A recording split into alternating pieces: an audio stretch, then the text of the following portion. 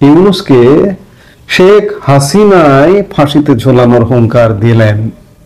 তার ফাঁসির আদেশ শুনে দমে যাওয়া তো দূরের কথা, শেখ হাসিনা বরং যুদ্ধের জন্য কোমর বাঁধছেন, তেমনই দাবি কলকাতায় থাকা তার অনুগামীদের। তাদের মধ্যে আওয়ামী লীগের শীর্ষস্থানীয় নেতারাও আছেন। সোমবার নেত্রীর ফাঁসির আদেশ শুনে তারা খানিকটা মনমরা হয়ে পড়েছিলেন। যদিও তাদের দাবি সকলেই আগে থেকে জানতেন এমন বিচারই হতে চলেছে। দাবি আরো যে এই বিচারের রায় আন্তর্জাতিক মহল ইতিমধ্যেই প্রত্যাখ্যান করেছে। সোমবার দুপুরে শেখ হাসিনার ফাঁসির আদেশ হওয়ার পর তারা কেউ নেত্রীকে ফোন করবার সাহস দেখাননি। নিজেদের মধ্যে ফোন আলাপ করে বিলাপ করছিলেন।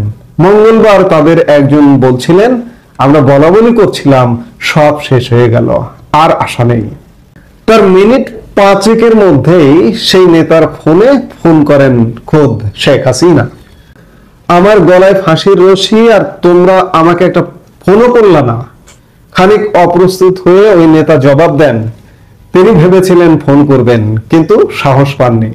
জবাবে শেখ হাসিনা তাকে শয়তান বলেন। মোহাম্মদ ইউনূস তাকে কি ফাঁসি দেবেন? তিনি বরং ইউনূসকে ফাঁসি দেবেন। ওই নেতার কথায় নেত্রী বললেন, ইউনূস আমাকে কি ফাঁসি দেবে? আমি ওরে ফাঁসি দেব। আল্লাহ আমার এমনি এমনি বাঁচিয়ে রাখেননি, গ্রেনেড হামলাতেও আমার প্রাণ যায়নি। শেখ হাসিনার কথায় দৃশ্যতই উদ্বুদ্ধ কলকাতায় বসবাসকারী আওয়ামী লীগের এই নেতৃবৃন্দ। এতটাই যে তারা মনে করছেন বাংলাদেশের সাধারণ নির্বাচনে আওয়ামী লীগের পাশাপাশি জাতীয় পার্টি 14 দলের জোটকেও ভোটে লড়তে না দেওয়ায় তাদের একটা অলিখিত জোট হয়ে যাবে। তাদেরই বক্তব্য, কাদের সিদ্দিকী ইতিমধ্যেই জানিয়েছেন তার দল ভোটে অংশ নেবে না।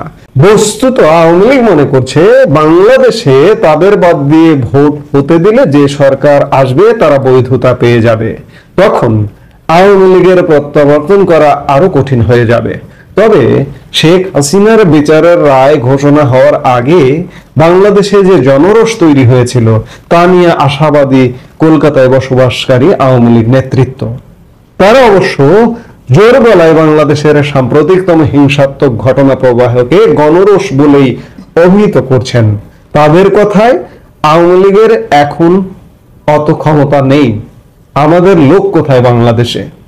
বাংলাদেশের জুলাই অভ্যুত্থান এবং পরবর্তী ঘটনার পর থেকেই আওয়ামী লীগের শীর্ষস্থানীয় নেতৃত্বের একটি বড় অংশ কলকাতায় আশ্রয় নিয়ে আছেন। কবে দেশে ফিরবেন জানেন না তারা, কিন্তু একান্ত আলোচনায় মেনেও নেন যে তাদের কিছু ভুলও হয়েছিল। মাটির সঙ্গে যোগাযোগ বিচ্ছিন্ন হয়ে যাওয়ার কারণে অভ্যুত্থানের খোঁজও পাননি। কিন্তু একই সঙ্গে এখন তারা বলছেন, আমরা পেছনের দিকে তাকাতে চাই না, যা হওয়ার হয়ে গেছে, আমরা সামনে তাকাতে চাই। আওয়ামী লীগের এই নেতারা আশাবাদী পরিস্থিতি বদলাবে। ইউনূসের বিরুদ্ধে জনরোষ শুরু হয়েছে। শেখ হাসিনার ফাঁসির আদেশের পর সেই রোষ আরো বাড়বে বলে তাদের বক্তব্য। তার উপর স্বয়ং শেখ হাসিনা সোমবার রাতে ফোনে যা বলেছেন তাতে তারা আশাবাদী।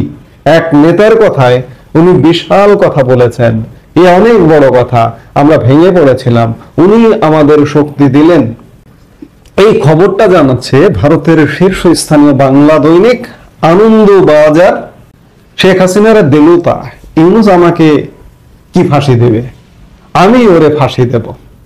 এই দৃঢ়তার কারণে শেখ হাসিনা ফিরবেন, আওয়ামী লীগ ফিরবে, আওয়ামী লীগ নেতৃত্বের মনোবল চাঙ্গা হবে।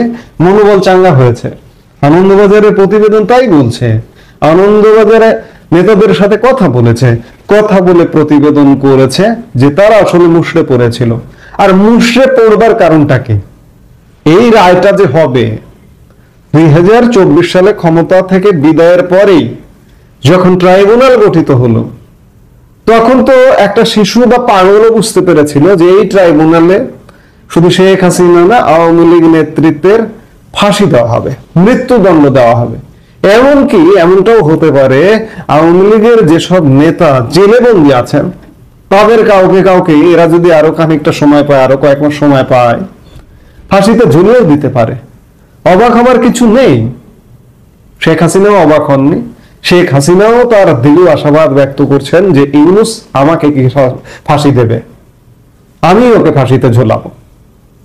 এই দৃঢ়তায় তার নেত্রীর শেখ হাসিনার এই দৃঢ়তায় আওয়ামী লীগের প্রত্যেকটা কর্মীর দৃঢ়তা আসা উচিত বা আসার কথা। আসলে দমিয়ে রাখা যায় না, দাবিয়ে রাখা যায় না, যেভাবে অন্যায়ভাবে দমিয়ে রাখা দাবিয়ে রাখা হচ্ছে।